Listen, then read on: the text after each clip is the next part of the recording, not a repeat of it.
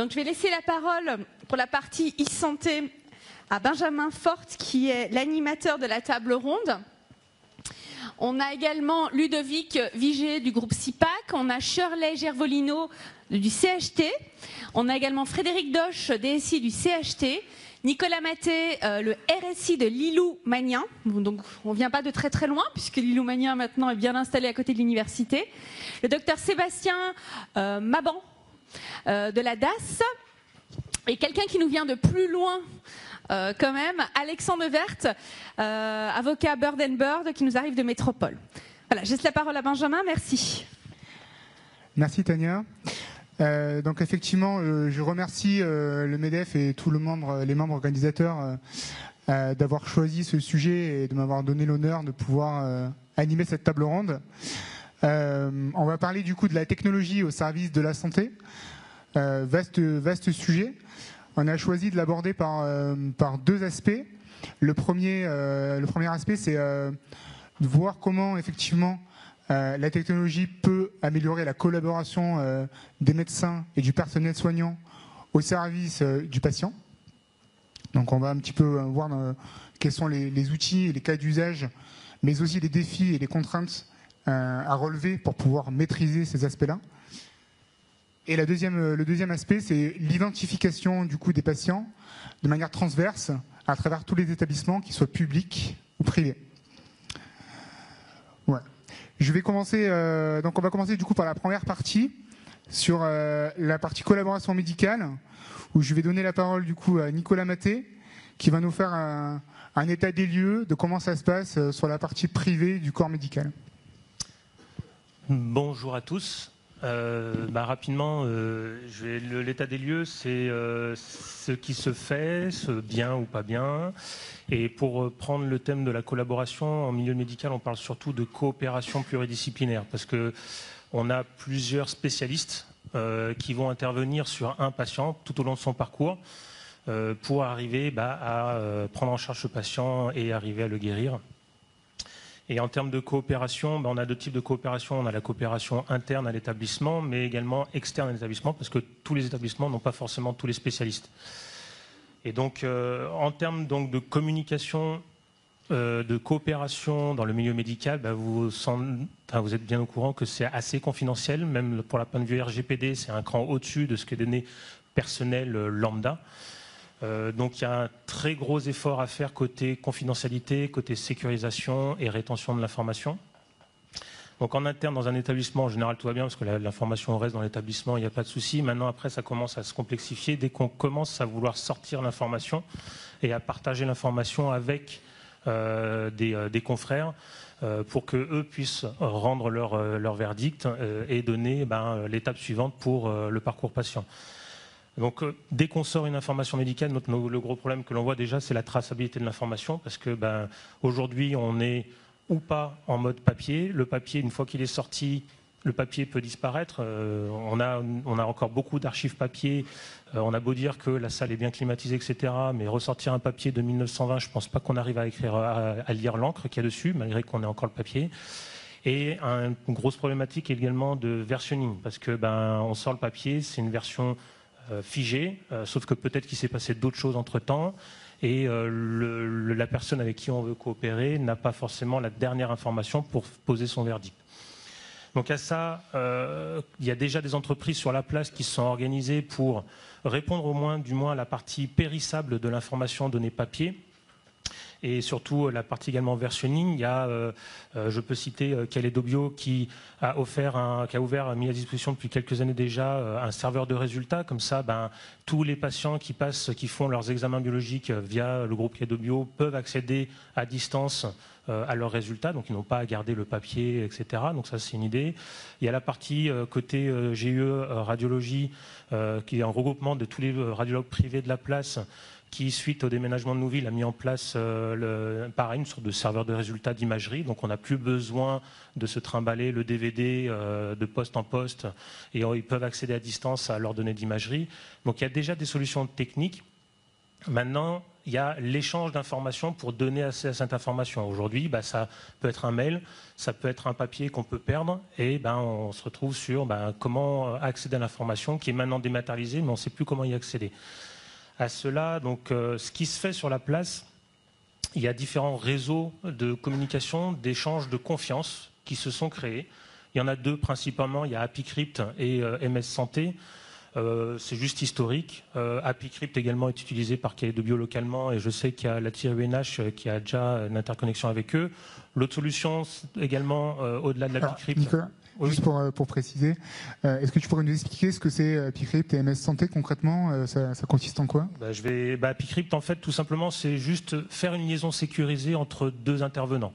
Aujourd'hui, encore une fois, je vais faire je ne sais pas toute la majorité des praticiens, mais potentiellement quand un praticien veut échanger une information médicale et qui n'a pas de logiciel, il envoie par mail. Et par mail aujourd'hui, c'est le mail Outlook, Gmail, donc pas du tout sécurisé, aucune traçabilité de la donnée. Et donc là, il y a potentiellement une fuite. Donc là, c'est important. Donc tous ces systèmes technologiques comme AppyCrypt et MS Santé sont là pour sécuriser l'information et surtout la cloisonner dans une zone bien sécurisée.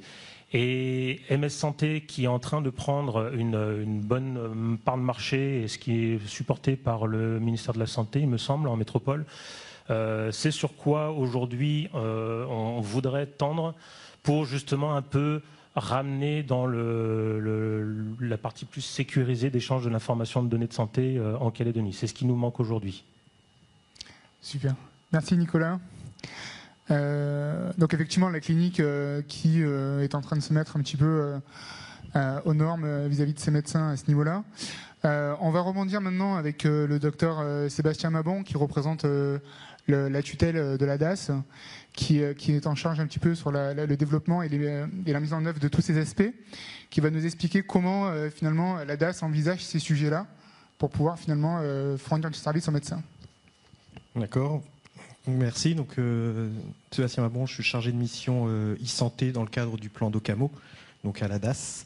Donc, en fait, la messagerie sécurisée, c'est un système de sécurisation de transfert de données. On ne peut pas louper la e-santé, on ne peut pas louper la numérisation de la donnée de santé, d'accord, qui est extrêmement importante. Et comme disait Nicolas, c'est qu'en fait, cette donnée, va falloir la partager. C'est-à-dire que quand vous allez faire une prise de sang, le médecin préférera recevoir l'analyse directement par voie informatique que par voie papier, parce que je vous laisse imaginer que la quantité de patients que gère un médecin, s'il reçoit, je me rappelle, toute la quantité de papier qu'on accumule sur le bureau, c'est considérable et c'est ingérable en termes de données, parce que du coup, le papier, pour reprendre l'historique et tout, c'est très compliqué. Donc du coup, il a été décidé de transférer toutes ces informations par une sorte de messagerie sécurisée. Donc sécurisée, elle va dans deux sens. C'est-à-dire, il faut que personne ne puisse intercepter le message. C'est quand même des données, un résultat VIH, on serait bien content que personne l'intercepte, surtout pour le patient. Et la deuxième chose, en fait, il faut sécuriser aussi l'émetteur et le récepteur. Je veux être sûr que quand j'envoie à docteur Intel, c'est vraiment docteur Intel qui est au bout de cette messagerie et pas quelqu'un d'autre. D'accord ? Il y a deux choses qu'il faut voir sur la messagerie sécurisée, c'est qu'il faut préserver quelque chose qui est très important, qui s'appelle le secret médical. Le truc, il y a un credo qui est très bien, c'est s'il y a pas pour des soins, il faut de la confidence. Pour la confidence, il faut de la confiance, et pour de la confiance, il faut du secret. D'accord ? Sans ce credo-là, on n'avancera pas à prendre en charge correctement les patients. Donc cette messagerie sécurisée, le but c'est ça. Donc Nicolas parlait de MS Santé. Donc MS Santé, créé par le ministère de la Santé avec l'ASIP Santé, crée un espace de confiance où tous les professionnels de santé sont référencés dans cet espace de confiance, sont inclus dans l'espace de confiance par une autorité qui vérifie les diplômes, qui vérifie tout, qui assure que le professionnel de santé a bien les titres adéquats pour participer à l'espace de confiance, ce qui va nous donner une adresse type prénom.nom @médecin.mssanté.nc, cht.mssanté.nc. Comme ça, on sait exactement à qui on envoie, et tout ça sur un annuaire qui est disponible et libre, accessible à l'ensemble des professionnels. Donc c'est cette idée-là. Alors MS Santé, pourquoi ? Parce qu'en fait, vous doutez bien qu'on a d'énormes échanges avec les professionnels de santé métropolitains pour une bonne prise en charge et une continuité des soins. Alors on en a un peu aussi avec l'Australie dans le contexte de l'urgence. D'accord, mais on a quand même beaucoup d'échanges mail avec la France métropolitaine, et donc du coup l'idée est d'adhérer aussi à l'espace de confiance de la métropole pour pouvoir échanger avec l'ensemble des professionnels de santé de métropole de manière sécurisée. D'accord.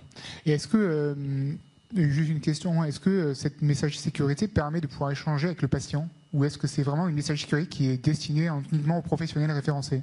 C'est uniquement réservé entre professionnels entre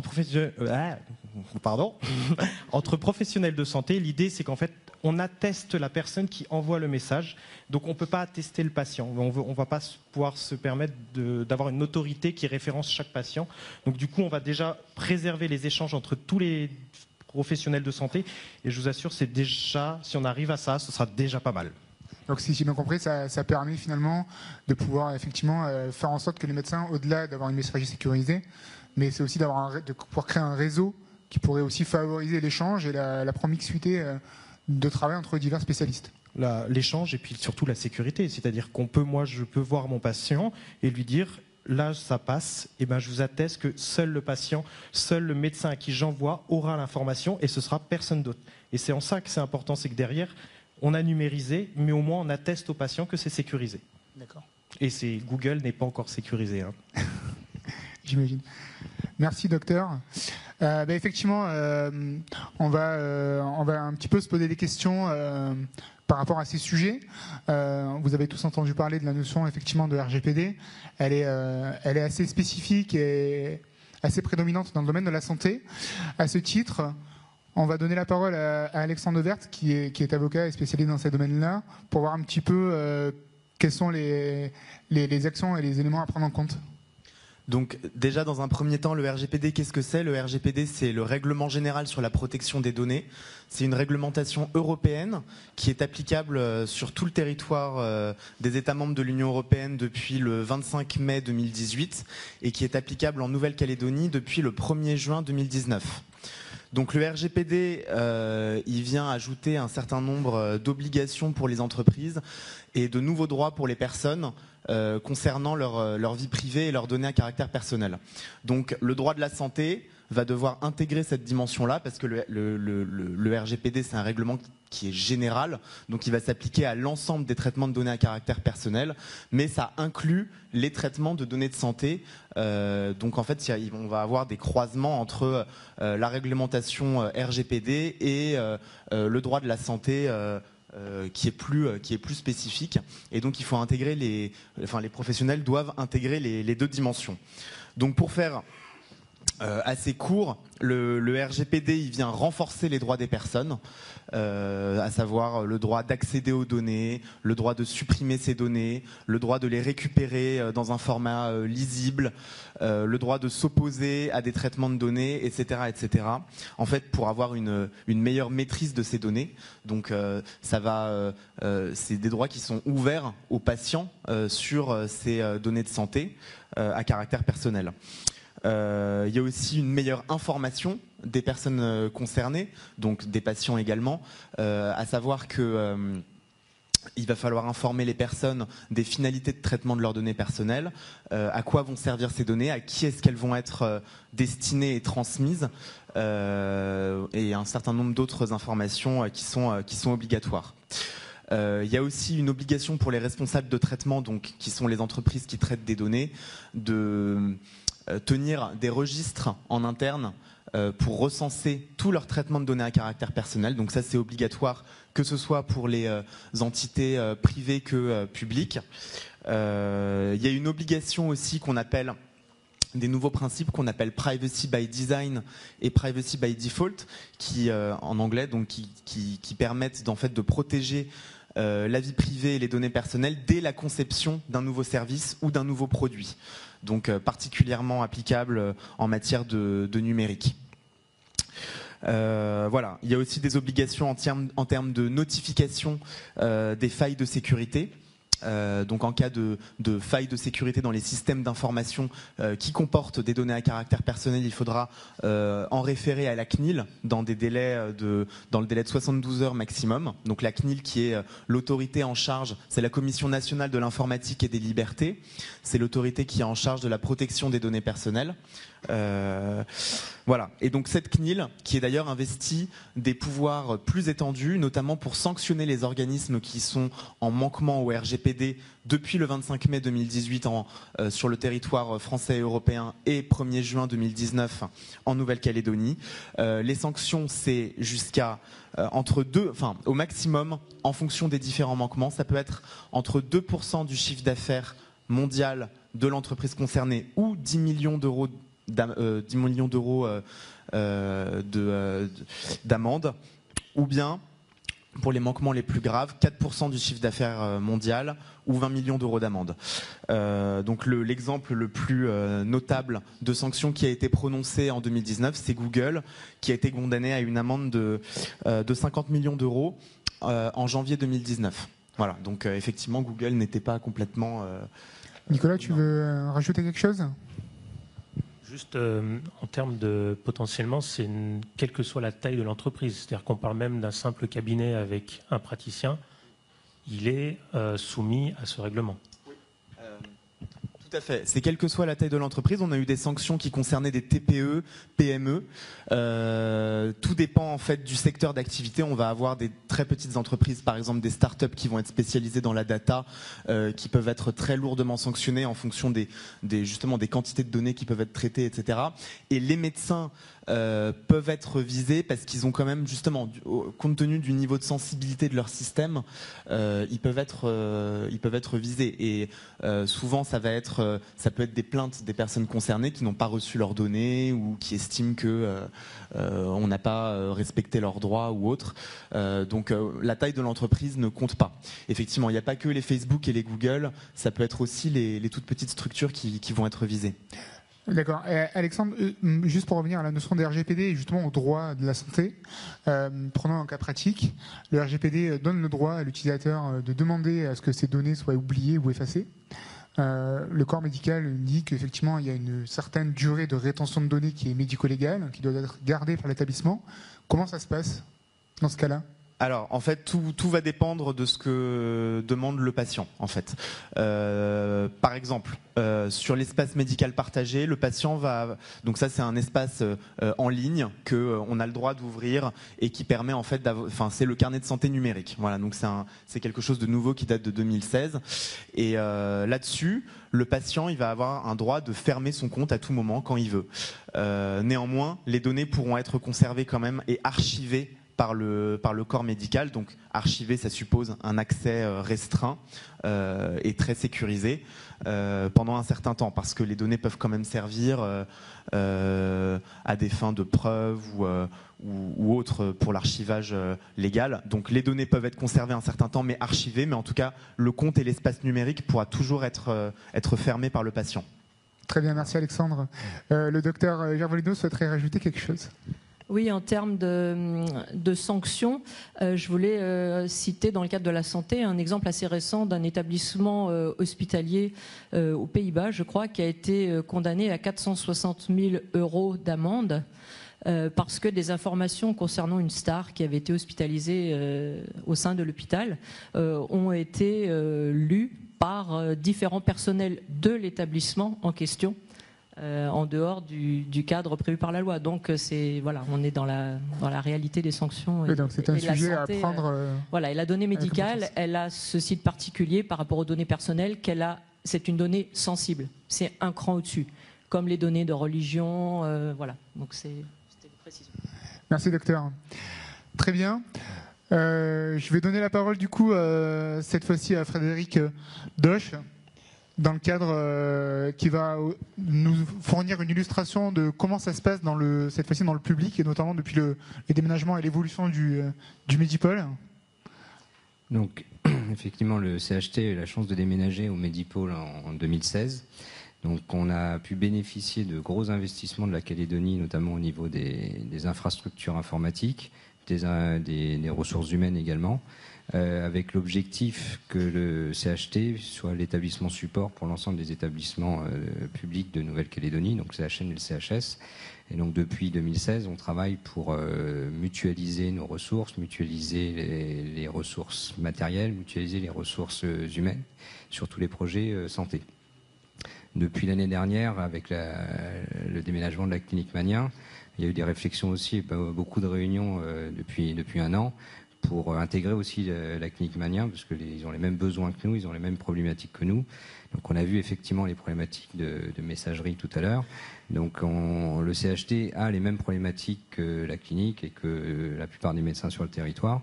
Donc on n'a pas forcément attendu d'avoir de directives plus poussées sur ce sujet-là, et le CHT a mis en place l'année dernière une messagerie sécurisée de santé, en s'appuyant sur la ZIP Santé, donc une messagerie qui est complètement en ligne avec les prérequis MS Santé.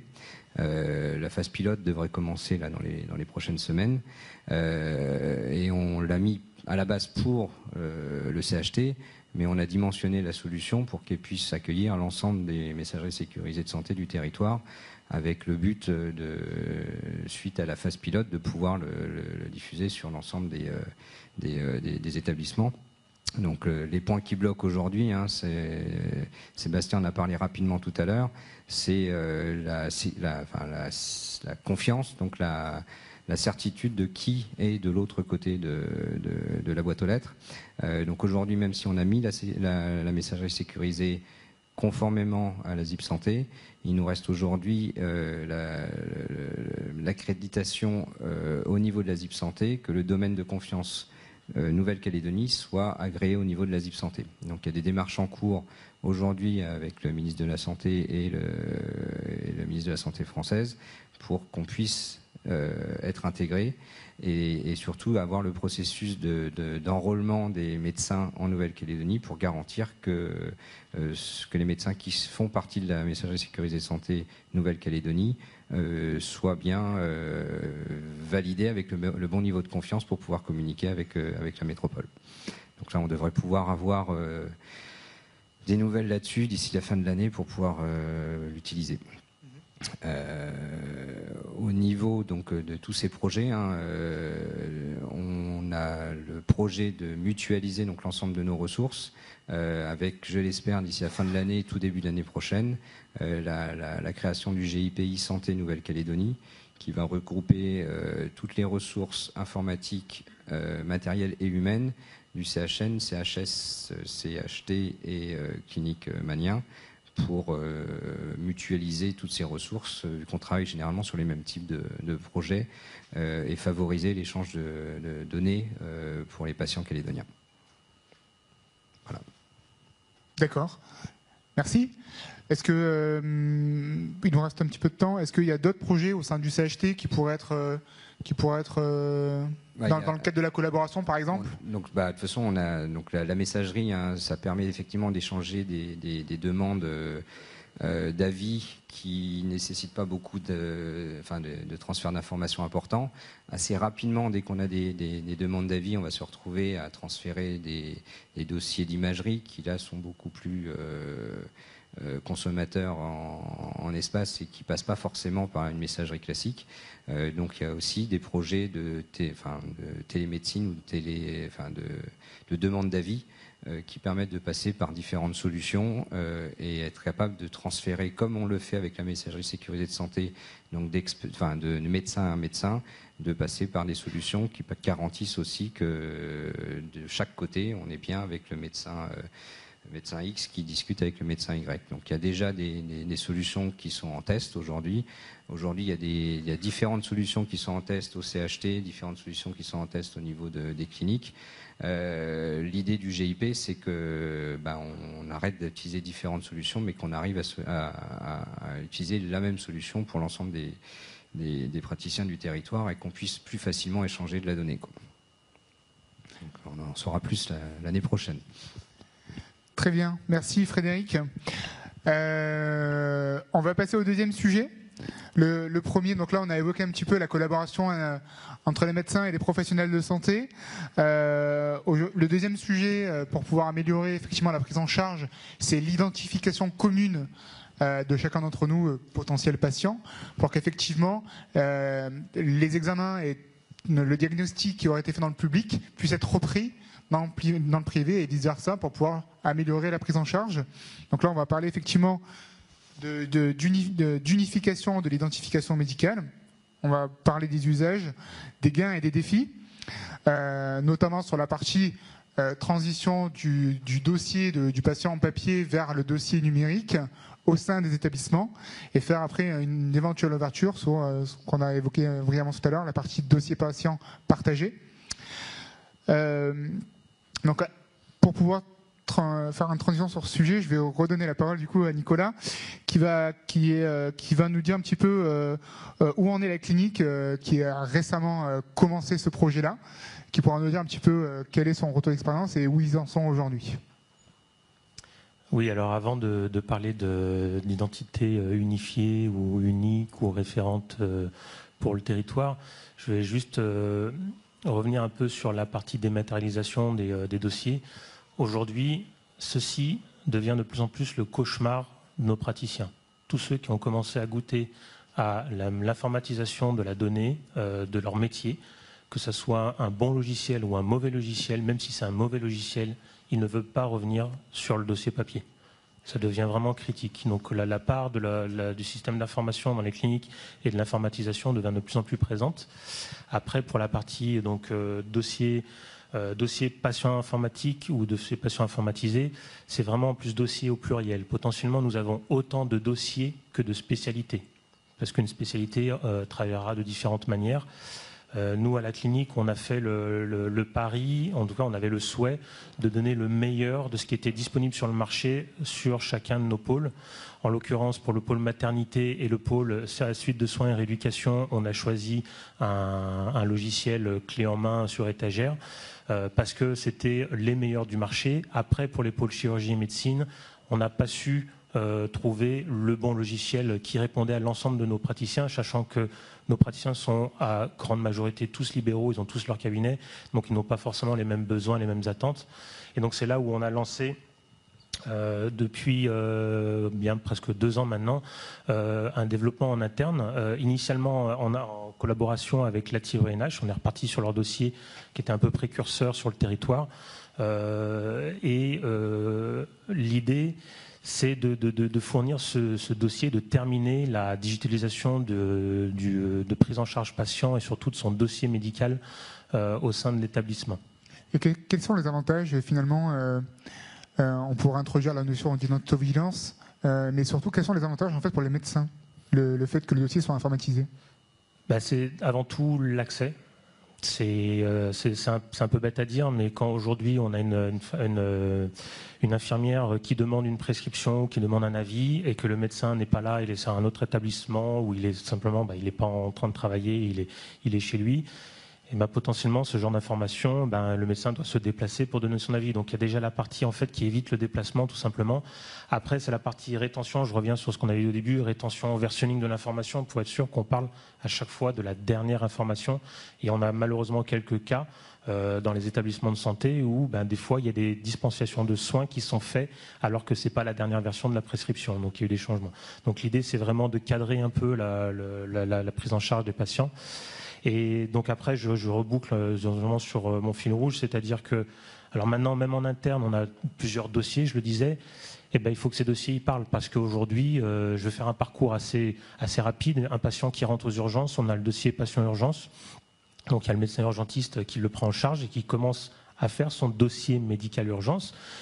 Le médecin urgentiste demande, il faut que je l'envoie faire une radio. Hop, on a un autre dossier qui va se créer. En plus, en l'occurrence, chez nous, c'est un partenaire privé qui est même dans les mêmes locaux, mais c'est un partenaire privé, donc un autre système. Ensuite, il revient, c'est une fracture, donc il faut qu'il passe au bloc opératoire avec un orthopédiste. Hop, c'est encore un libéral ou un autre système. Et surtout, le dossier chirurgical n'est pas le même que le dossier urgence, parce que ce n'est pas les mêmes besoins. Et donc là, on voit bien qu'au final, à chaque fois, on a un système avec des besoins d'informations en entrée qui redonnent des informations en sortie. Mais il faut une clé. Et cette clé, c'est l'identité du patient. Et c'est là, en fait, où on a absolument besoin de nous. Donc déjà, on a en interne, côté clinique, c'est pour ça qu'on a un référentiel d'identité en interne de la clinique. Mais maintenant, on parle de partager un dossier ou d'avoir demandé un avis dans le terme d'une coopération médicale à un établissement extérieur ou à un praticien qui est ailleurs. Mais il faut bien qu'on parle du bon patient et du même patient, et surtout du bon patient au cours de son même séjour. Parce qu'un patient peut avoir plusieurs séjours pour plusieurs raisons différentes. Et donc c'est là où on a un très gros besoin. Et là, malheureusement, donc nous, en termes intra-établissement, on peut faire quelque chose. On peut se dire, on va utiliser celui-ci côté pareil privé. On essaye de corréler ou de moins de partager nos identités avec nos partenaires, pareil Kalédo Bio et la radiologie. Comme ça, on parle bien du même patient. C'est un intérêt double. L'intérêt, il est surtout avec les serveurs de résultats que je disais tout à l'heure, on peut l'intégrer directement dans notre dossier médical informatisé, mais l'intérêt financier également, parce qu'on reste une entreprise privée, l'optimisation du processus de facturation, on reçoit et ça s'injecte, toutes les factures de nos partenaires s'injectent directement dans notre système d'information financier. Donc il y a de l'efficience économique derrière également, en plus de la bonne prise en charge du bon patient. Parfait. Merci Nicolas. Donc je vais donner la parole du coup au docteur Charlie Gervolino, qui l'idée c'est effectivement le CHT a une expérience plus importante finalement que la clinique, parce qu'elle a mis en place finalement le dossier médical informatisé il y a très longtemps, et il a été adopté par l'ensemble du corps médical il y a plus de 2 ans. Donc docteur, est-ce que vous pourriez nous donner un petit retour d'expérience sur cet aspect-là? Oui, donc nous on est passé par différents stades. Effectivement, le stade que décrit mon voisin enthousiaste, donc là je vous parle on fait le projet d'établissement 2005-2010, il faut absolument de l'informatisation, on ne va pas pouvoir faire des soins modernes si on n'informatise pas, c'est indispensable. Et là tous les professionnels, médecins, paramédicaux sont unanimes. Et puis après, il y a, je dirais pas une longue traversée du désert, mais enfin, entre le moment où on part de ça et où on arrive au truc où si on leur enlève, ça devient une catastrophe, il y a quand même beaucoup d'efforts au milieu. Nous, au niveau de l'hôpital, dans le projet, dans la mesure où on a des patients qui vont parcourir l'établissement, ils vont passer par les urgences, ils vont arriver dans un service peut-être de chirurgie, ils vont monter au bloc opératoire, à la sortie ils vont aller en réa, puis revenir dans un autre service. On est parti sur un dossier unique et non pas un dossier qui serait spécifique à chaque spécialité. Et je dirais aujourd'hui, avec l'arrivée au Medipôle, pour ceux qui ont eu peut-être pas le privilège de fréquenter le Medipôle, mais enfin qui ont eu cette expérience, vous voyez qu'on a des services qui s'appellent chirurgie polyvalente. Et donc on va avoir 4-5 spécialités chirurgicales au même endroit.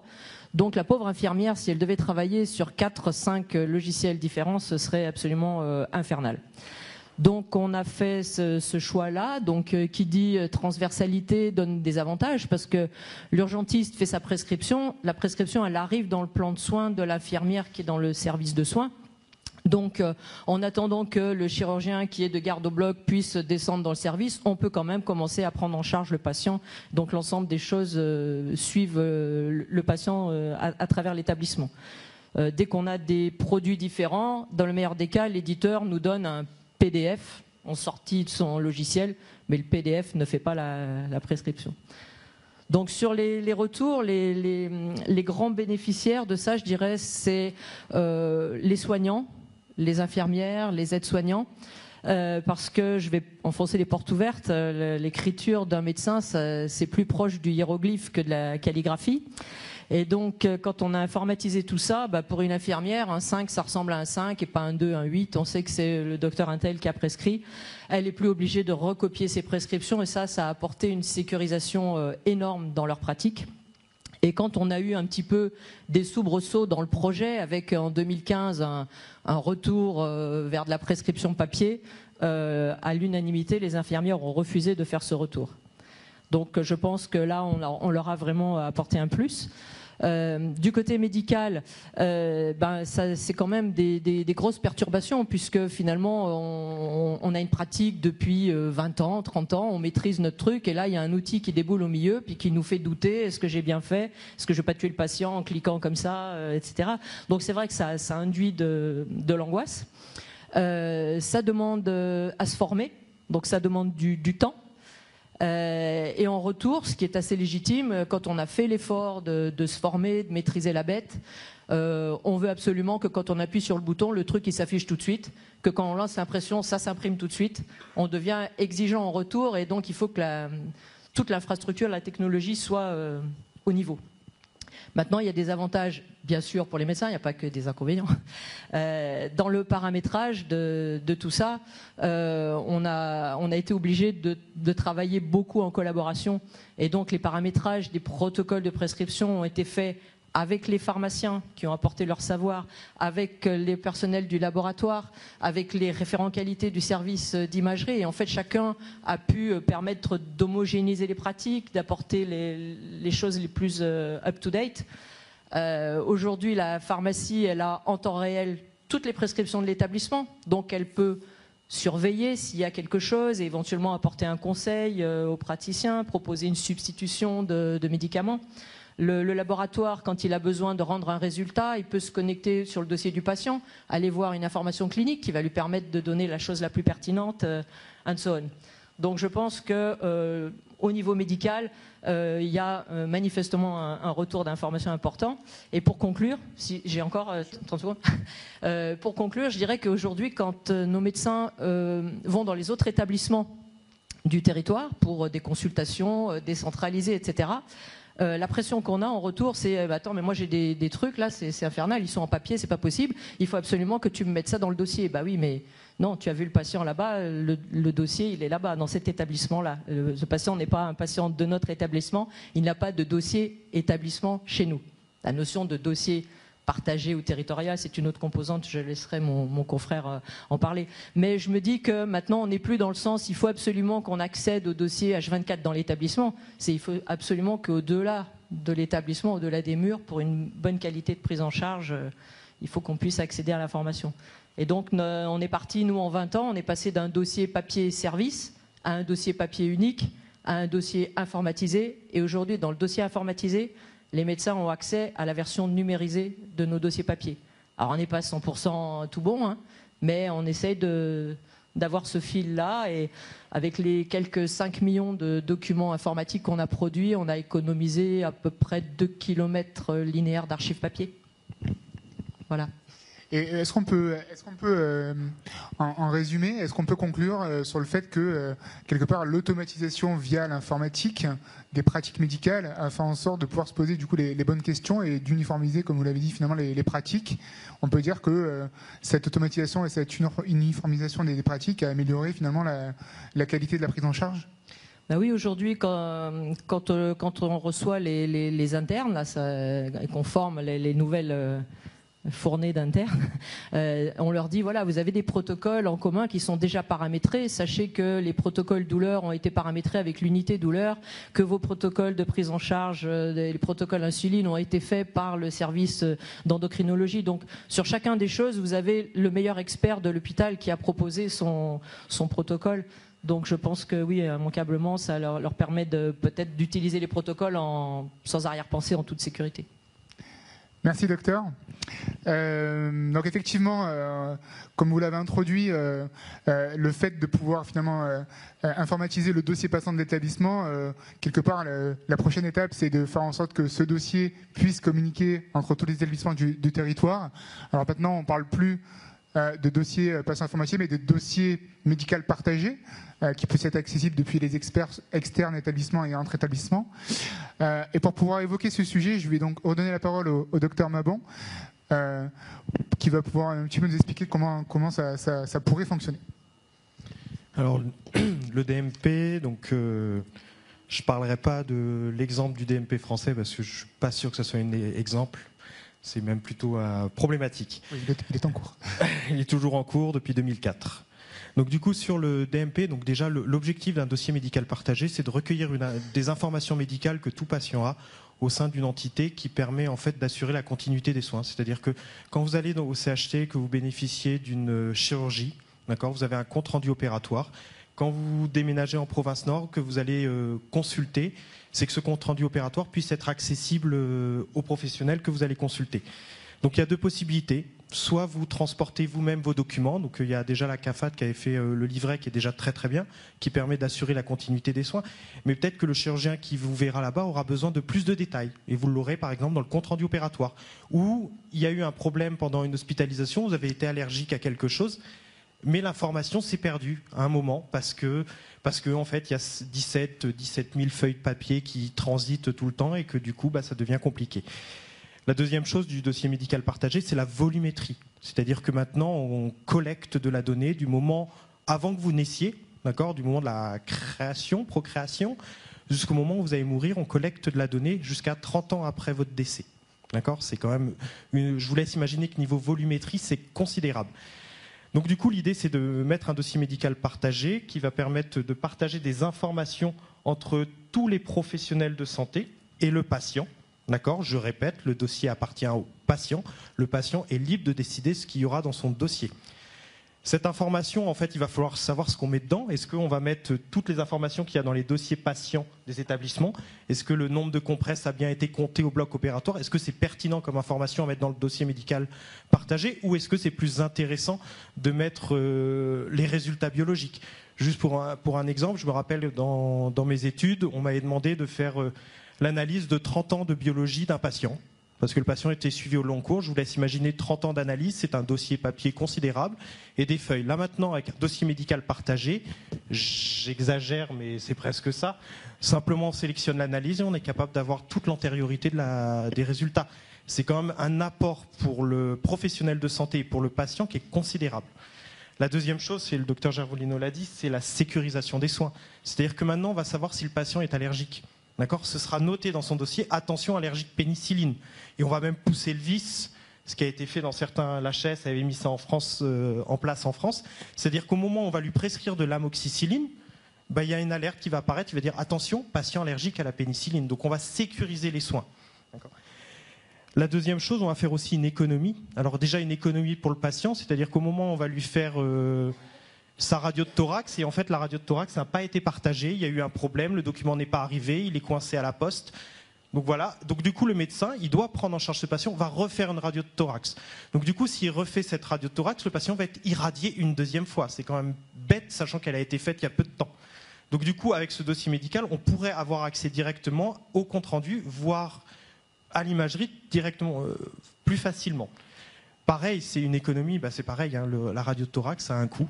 D'accord, comme toute chose a un coût, et que compte tenu des comptes sociaux actuels, c'est vrai que du coup, s'économiser d'une nouvelle radio de thorax inutile est quand même assez intéressant. Donc du coup, en termes d'économie, c'est pas anodin. Alors, au moment du lancement du DMP en 2004, ils avaient estimé à 2 milliards d'euros d'économie. Bon, c'est plutôt un quart du budget actuel qui a été investi dans le DMP, mais sans les économies pour le moment. Mais en fait, on regarde sur les différents pays dans le monde et l'OMS incite fortement les différents pays à s'informatiser avec des économies d'échelle qui sont quand même assez considérables pour l'investissement. Donc, je ne vais pas vous rentrer dans les chiffres parce que c'est variable entre chaque pays, d'accord ? Mais il y a quand même une économie sur la prise en charge, la redondance des soins qui est non négligeable. Et quels seraient les principaux défis et les principales difficultés à passer pour pouvoir mettre en place justement ce fameux dossier médical partagé ? Donc brièvement. Ouais. Alors les difficultés, déjà on va se baser sur les difficultés qu'a eu la métropole. Déjà ils ont et pas refaire les erreurs qu'ils ont déjà listées, qu'il y a de la bibliographie là-dessus et donc de pas le refaire. Déjà ils ont eu un problème sur l'hébergement. C'était le premier souci. Donc là je sais que le CHT est en train de procéder à un agrément d'hébergement de données de santé déjà. La deuxième chose c'est que ça a été dit, faut que le dossier votre résultat aille dans le bon dossier avec un bon patient, avec le bon numéro d'identification et donc du coup d'avoir un numéro calédonien de santé. Donc ça tombe bien, le président du gouvernement a relancé le numéro calédonien de santé dans son discours de politique générale. D'accord ? Je rappelle que c'est l'action 35 du plan d'Ocamo de mettre en place le numéro calédonien de santé. Donc il y a déjà ça. Les professionnels de santé, c'est pareil, il faut attester que le professionnel de santé qui va abonder ou alimenter le dossier médical partagé, soit qu'on sait que c'est un médecin, d'accord ? Et on sait quel est le médecin qui l'a mis, et on peut l'attester. Donc ça, c'est tous ces éléments-là. Après, ça a été redit plusieurs fois dans les différents ateliers et tables rondes qu'on a vus précédemment. Il va falloir qualifier la donnée. Il va falloir être sûr que la donnée soit de qualité. Il va falloir être sûr que la donnée soit comprise par tous les professionnels de santé. C'est extrêmement important. La glycémie est interprétée différemment entre le CHT et la clinique. Un coup, c'est des grammes par litre. Un coup, c'est des grammes par décilitre. Un coup, c'est des millimoles. Donc à un moment, il va falloir aussi avoir au moins le dossier médical aura une donnée qualifiée et fiable.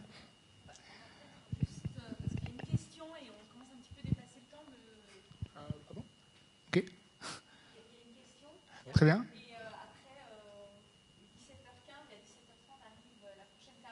Très bien. Ok. Non, mais j'arrive pour les questions. Juste peut-être finir ce que vous aviez préparé, puis j'arrive pour l'ensemble des questions, ça ne vous dérange pas. Merci. Très bien. Ok, on va essayer d'accélérer. Brièvement, du coup, effectivement, je rebondis sur le docteur Mabon, sur la partie effectivement élargement de données de santé. On touche là à un point juridique. Est-ce qu'Alexandre, vous pourriez nous donner un petit, justement, nous expliquer ce que c'est la partie hébergement de données de santé, en quoi ça consiste et quels sont les enjeux? Alors, il y a une nouveauté depuis 2017, c'est-à-dire que maintenant, lorsque un organisme pour stocker des données médicales de façon externalisée, il faut recourir à un hébergeur certifié en données de santé. Donc on ne peut pas confier à n'importe quel prestataire d'hébergement le soin de stocker des données de santé. Il faut recourir à un hébergeur certifié. Auparavant, c'était un système d'agrément qui a été transformé en système de certification qui a vocation à un peu alléger la formalité, c'est-à-dire qu'on se base plus sur un référentiel qui était établi auparavant, qui était très spécifique. Aujourd'hui, on se base plutôt sur les normes ISO 27001 et d'autres sur la sécurité des systèmes d'information, etc. Et ainsi que d'autres garanties comme la traçabilité des accès, le respect du RGPD notamment, la possibilité pour le client de pouvoir auditer l'hébergeur en données de santé, etc., etc. Donc ça, c'est un nouveau principe qui est rendu obligatoire. Merci Alexandre.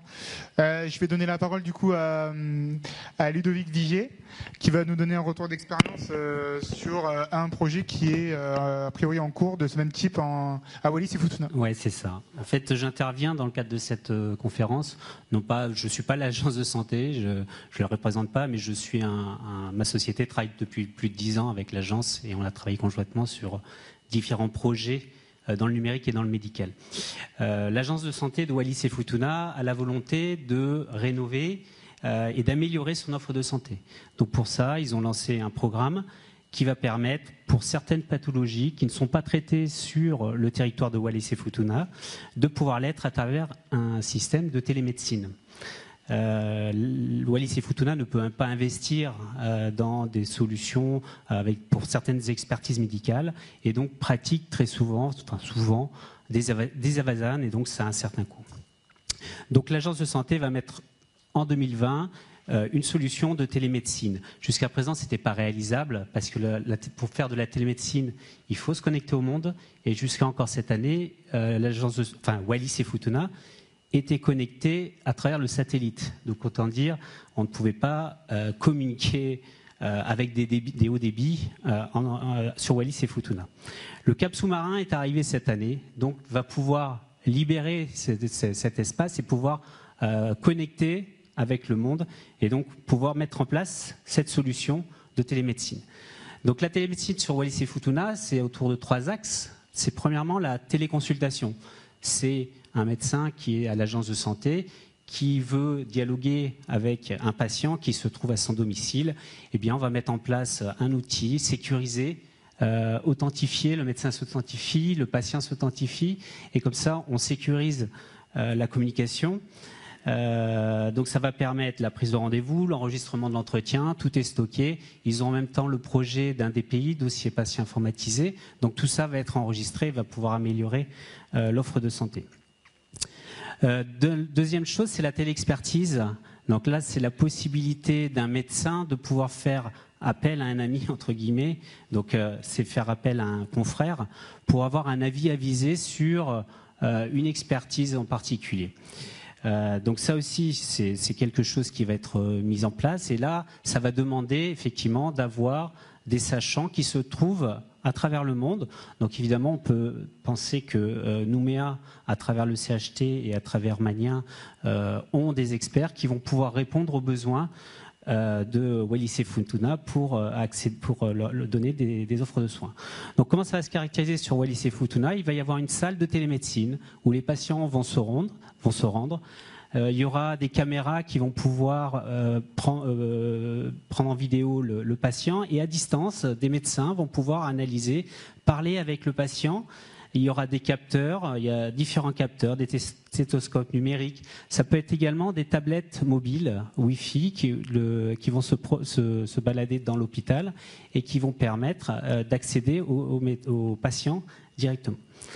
Donc, des exemples, ça va être des téléexpertises de plaies, des téléexpertises pour des grands brûlés, des téléexpertises d'électroencéphalogramme ou des téléassistances pour des échographies. Donc voilà, un petit peu tous ces services qui aujourd'hui n'existent pas sur Wallis et Futuna vont être rendus grâce à la technologie qui devrait être mise en place assez rapidement.